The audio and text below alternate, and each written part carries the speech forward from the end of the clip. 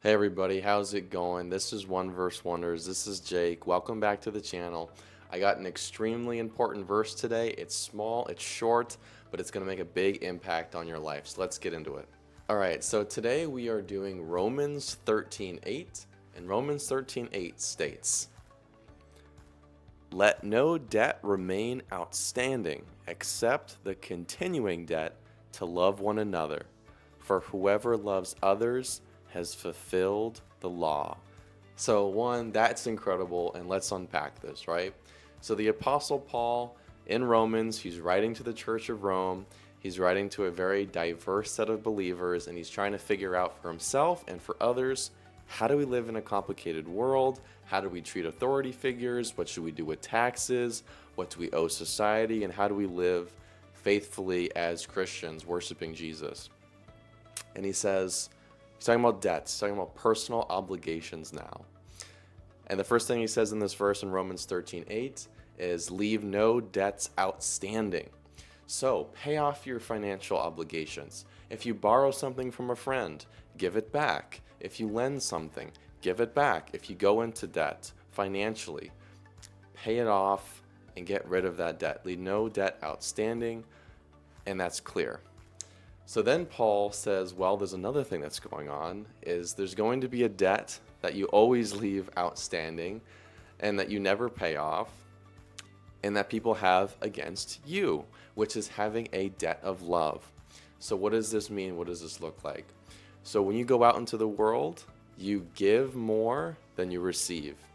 And the world and people have a debt of love that they should repay you, but you don't ask for that to be repaid, and you don't seek it out either.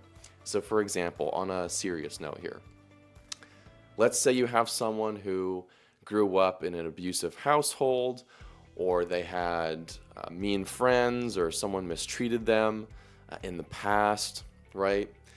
And they didn't receive any love from this person. As someone who has a debt of love, you're older now, you give them grace, you forgive them, you call them, you ask them, how are you today? You give them this godly grace and you give them love, even though they didn't give you any love. Again, let me repeat that. You give love, even though you don't receive any love and they didn't give you any love. The world and those people have a debt of love against you, but you don't seek to have them paid off. Okay, so you always have this continuing debt, and that's why Paul says you have this continuing debt of love.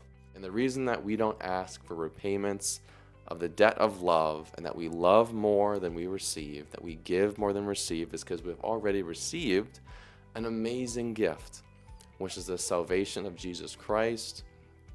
And that is a love that we can't pay off, and that we have against the Lord.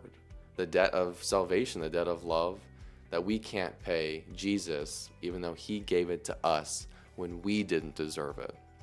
So Paul is basically referencing the fact that Jesus Christ, when he died on the cross, gave us a debt of love that we can't pay back.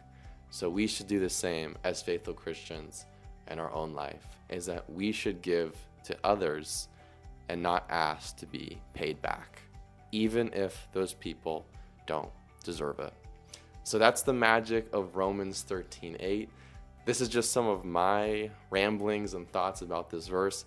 I want to know what you guys think though, so let me know what you think in the comments. It's been a minute since I made a video. I'm excited to be back, and I'll see you guys next time.